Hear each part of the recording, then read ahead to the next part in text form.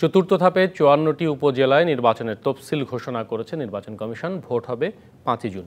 মনোনয়নপত্র দাখিলের শেষ তারিখ ৯ মে। ৩২তম কমিশন সভা শেষে সাংবাদিকদের এসব তথ্য জানিয়েছে নির্বাচন কমিশন সচিব। তিনি আরও বলেছেন যে মনোনয়নপত্র দাখিলের শেষ সময় ৯ মে এবং যাচাই বাছাইয়ের সময়সীমা ১২ই মে। প্রার্থীরা প্রত্যাহারের শেষ সময় ১৯ মে এবং প্রতীক বরাদ্দের তারিখ ২০ মে নির্ধারণ করা হয়েছে। নওগাঁ জেলার মহাদেবপুর উপজেলার স্থগিত নির্বাচনও একই দিনে অনুষ্ঠিত হবে। সেই সাথে যৌথ বাহিনীর অভিযান চলায় বান্দরবানের থানচি, রোয়াংছড়ি এবং রুমা উপজেলা পরিষদ নির্বাচন পরে হবে। ৪ ধাপের ষষ্ঠ উপজেলা পরিষদ নির্বাচনের জন্য এরই মধ্যে ৩ ধাপের তফসিল দিয়েছে কমিশন। প্রথম ধাপের ভোট হবে ৮ই মে।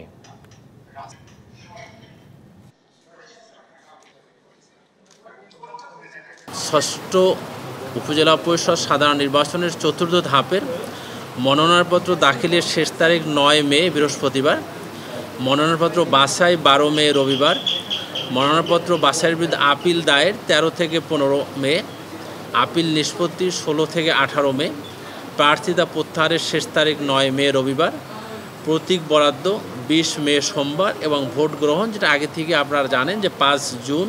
পার্বত্য জেলা বান্দরবনের ৩টি উপজেলাতে, বিশেষ করে থানচি, রুমা এবং রোয়াংছড়িতে আমাদের কম্বাইন্ড অপারেশন অর্থাৎ যৌথ বাহিনীর অপারেশন চলমান রয়েছে। তাই আপাতত এই ৩টি উপজেলা নির্বাচন স্থগিত করা হয়েছে।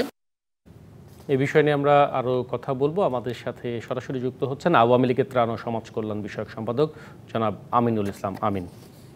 জনাব আমিন, আপনাকে স্বাগত জানাচ্ছি। উপজেলা নির্বাচনের প্রথম ধাপের প্রতীক বরাদ্দ হয়ে গেছে। প্রতীক বরাদ্দ হলেও আমরা এরই মধ্যে দেখছি যে চেয়ারম্যান পদে ৭ জন, ভাইস চেয়ারম্যান পদে ৯ জন এবং মহিলা ভাইস চেয়ারম্যান পদে ১০ জন। বিভিন্ন জায়গায় বিনা প্রতিদ্বন্দ্বিতা তারা নির্বাচিত হয়ে গেছেন। এই নির্বাচনকেও তো প্রতিদ্বন্দ্বিতা পূর্ণ করবার অনেক চেষ্টা ছিল সরকারের পক্ষ থেকে, আওয়ামী লীগ দলের পক্ষ থেকে। সেটিকে এক ধরনের সেটি আসলে কতখানি ফলপ্রসূ হলো বলে মনে করেন?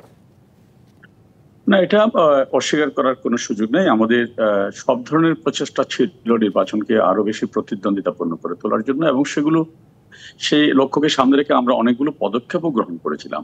কিন্তু এট দ্য সেম টাইম আপনাকে এটাও খেয়াল রাখতে হবে যে বিএনপি সহ বিরোধী দলগুলো বিগত বেশ কয়েক বছর যাবত বাংলাদেশের জাতীয় নির্বাচন এবং স্থানীয় সরকার নির্বাচনে শুধু যে অংশগ্রহণ করছেন না তা নয়, তারা মূলত অনেক ক্ষেত্রে নেতাকর্মীদেরকে এবং সাধারণ মানুষকে ভয়ভীতি দেখাচ্ছে, যেগুলো মানুষের মধ্যে নির্বাচন সম্পর্কে একটি ভীতি সঞ্চার করতে সক্ষম হয়েছে।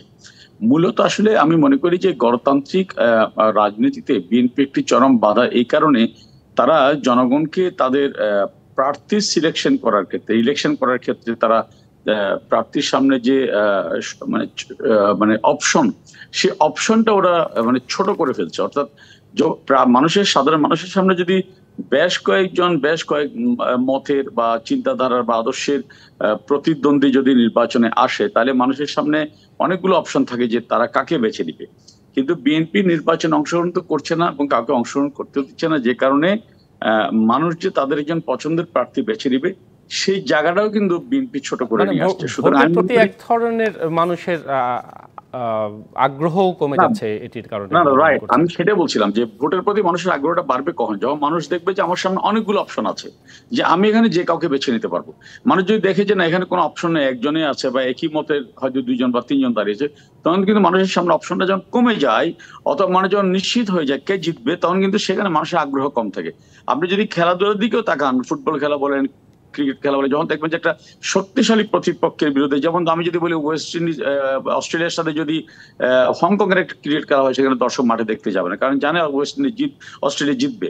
আবার অস্ট্রেলিয়ার সাথে যদি ভারতের খেলা হয়, দেখা যাবে মাঠে এই ব্যাপারটা পরিষ্কার। ধন্যবাদ জনাব আমিনুল ইসলাম আমিন। আরেকটি প্রসঙ্গ যেটি এইবারের নির্বাচনকে ঘিরে এসেছিল, দলের পক্ষ থেকে, আওয়ামী লীগের পক্ষ থেকে মন্ত্রী এমপির স্বজনদেরকে সরে দাঁড়ানোর এক ধরনের কঠোর নির্দেশ দেওয়া হয়েছিল, কিন্তু সেটি কি পুরোপুরি মাঠে বাস্তবায়ন হলো? আজকে প্রতীক বরাদ্দের ক্ষেত্রে তো আসলে সেই পরিসংখ্যান তেমনটি বলে না। এটি দলের শৃঙ্খলায় কি হয়নি, সেটি বাস্তবায়ন হয়নি, এটা তো দৃশ্যমান, এটা নিয়ে তো লুকোচুরির কিছু নেই। তবে আমাদের আগামী ৩০ তারিখে আওয়ামী লীগের কেন্দ্রীয় নির্বাহী কমিটির যে বৈঠক, সেই বৈঠকে এটা নিয়ে আলোচনা হবে এবং যারা দলীয় সিদ্ধান্ত মানছে না তাদের বিরুদ্ধে ডেফিনেটলি শাস্তিমূলক ব্যবস্থা গ্রহণ করা হবে। এটা নিয়ে ভাবনার কোনো কারণ নেই, কারণ দল করতে গেলে দলের নির্দেশনা মানতে হবে, দলের আইন কানুন মানতে হবে, না মানলে তো দল করার সুযোগ নেই।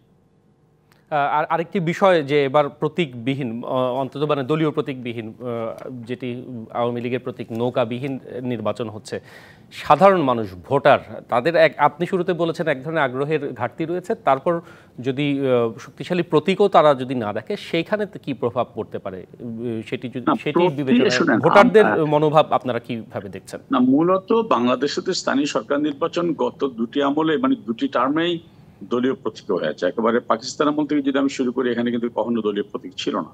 পরে আমরা মনে করেছিলাম যে লন্ডনে যেভাবে হয় বা ভারতে যেভাবে হয় স্থানীয় সরকার নির্বাচন দলীয় প্রতীক হবে, যাতে গণতান্ত্রিক কাঠামোটা আরো শক্তিশালী হয়। কিন্তু সেখানে নানা ধরনের সংকট দেখা দেওয়ার কারণে আমরা এবার সিদ্ধান্ত নিয়েছিলাম যে আমরা দলীয় প্রতীক স্থানীয় সরকার নির্বাচনে দেওয়া হবে না। তো সেখানে আমি মনে করি যে মানুষের সামনে যদি অনেকগুলো অপশন থাকতো, এখানে দলীয় প্রতীক না দেওয়ার কারণেও যদি অনেক রাজনৈতিক দল বা পারে যে এখানে মানুষের আগ্রহ আরো বেশি হতো, মানুষ ভোটমুখী হতো এবং প্রতিযোগিতা বাড়তো এবং নির্বাচনে যেটা সত্যিকার যেটা ফ্লেভার মানে একটা উৎসব মুখর যে ফ্লেভার, সেটি অনেক বেশি কাজে আসতো বলে আমি মনে করি। জি, সবশেষ প্রশ্ন যেটি যে এটি প্রথম ধাপে নির্বাচন হবে 5ই মে, তারপরে আরো 3 ধাপে হবে। সব পরবর্তী ধাপের জন্য কি দলীয়ভাবে অন্য কোনো আপনাদের পরিকল্পনা রয়েছে কিনা, ভোটারের আগ্রহ বাড়ানো কিংবা দলীয় শৃঙ্খলা ধরে রাখা এবং ভোটের পরিবেশ সবকিছু মিলিয়ে? না, এখানে না, যেমন আমরা তো আজকে অলরেডি আওয়ামী লীগের প্রচার এবং প্রকাশনা কমিটির পক্ষ থেকে ভোটারদেরকে ভোট কেন্দ্রমুখী করার জন্য আমরা আনুষ্ঠানিকভাবে প্রচারপত্র বিলি করছি এবং সেটি পর্যায়ক্রমে আমরা একেবারে গ্রাম লেভেল পর্যন্ত সেই প্রচারপত্র বিলি করবো, যাতে মানুষ ভোট কেন্দ্র আসে।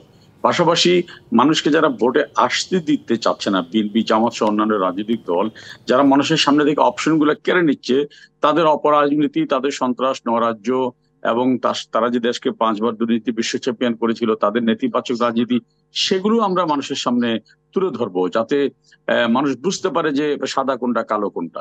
আমরা অনেকগুলো পদক্ষেপ নিচ্ছি এবং আমরা আশা করি যে পরবর্তী ধাপে যে নির্বাচনগুলো হবে সেই নির্বাচনে আমাদের সাংগঠনিক যে সীমাবদ্ধতাগুলো এবার দৃশ্যমান হয়েছে, সেগুলোর আলোকে যেমন আমরা সিদ্ধান্ত গ্রহণ করব, ঠিক একইভাবে আরো বেশি সংখ্যক মানুষকে ভোটমুখী করার জন্য যা যা সম্ভাব্য করার, সেটা আমরা অবশ্যই করব।